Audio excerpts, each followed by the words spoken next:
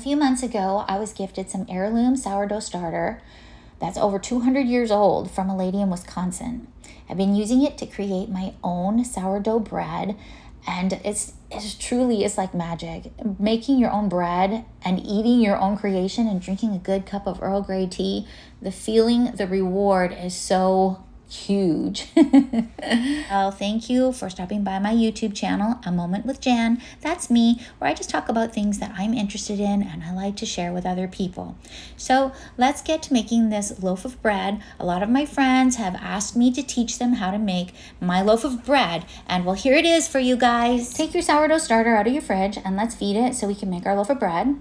And I'm using equal parts flour and water, purified water, not tap water, and the same amount of sourdough starter. So I just poured some into a mason jar, which I'm going to use so that I can see how it rises, because it's going to need to double in size. Stir it up, and on the mason jar, I'm going to mark with the line where the sourdough is and where I want it to rise to double in size.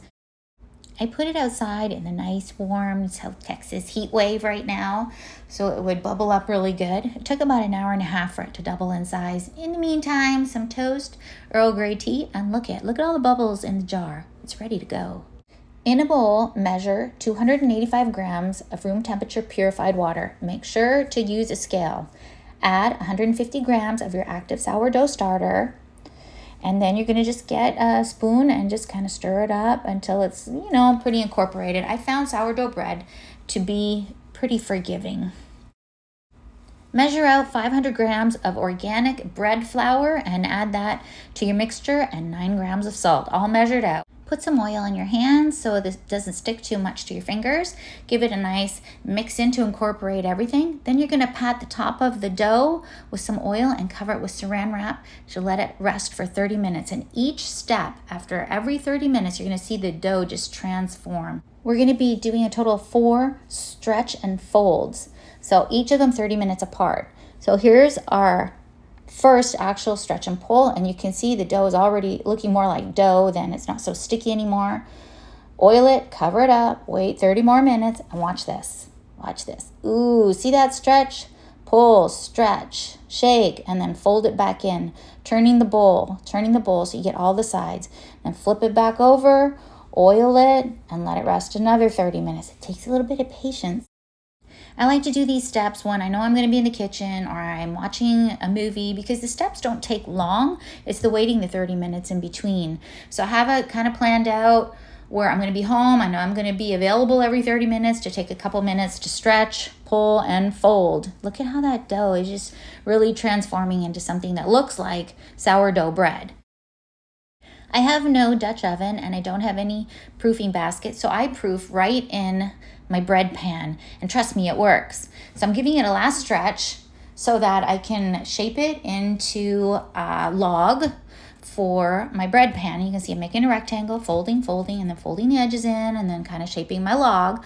And I'm going to put it in my bread pan, oil the top, and cover it up with saran wrap again. And I'm going to let it sit until it doubles in size, which I believe in my house took about 4 hours. I do want to let you know that if you're not ready to let your bread rise or bake it, you can actually just go ahead and put it in the fridge and just leave it covered up so it doesn't dry out, which is so great about making sourdough bread, because a lot of times I don't have time to do all of this all in one day. So with this other loaf of bread, that's what I did.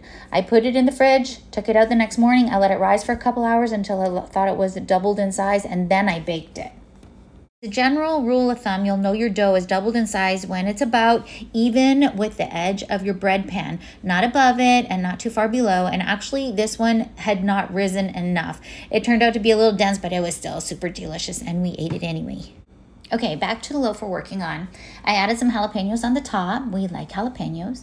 I heated up my oven to 475 and I spritzed the top with some water. So I made a Dutch oven using another loaf pan inverted on top, and it works out so good, you guys. You don't have to go buy a Dutch oven. After 20 minutes, I reduced the heat to 350 degrees, took off the top and put it in for another 20 minutes. And I cooked it until my internal thermometer said it was 200 to 205 degrees Fahrenheit. I took it out of the pan. I didn't need to use any parchment paper, any wax paper, and then I put it on top of wire rack and I let it cool before I cut it and ate it, and it was delicious. As hard as it is, let it rest for 1 hour before you try and cut it. Because if you try and cut it, you're going to scrunch all those nice, airy, bubbly parts in your bread. You're going to scrunch them all together.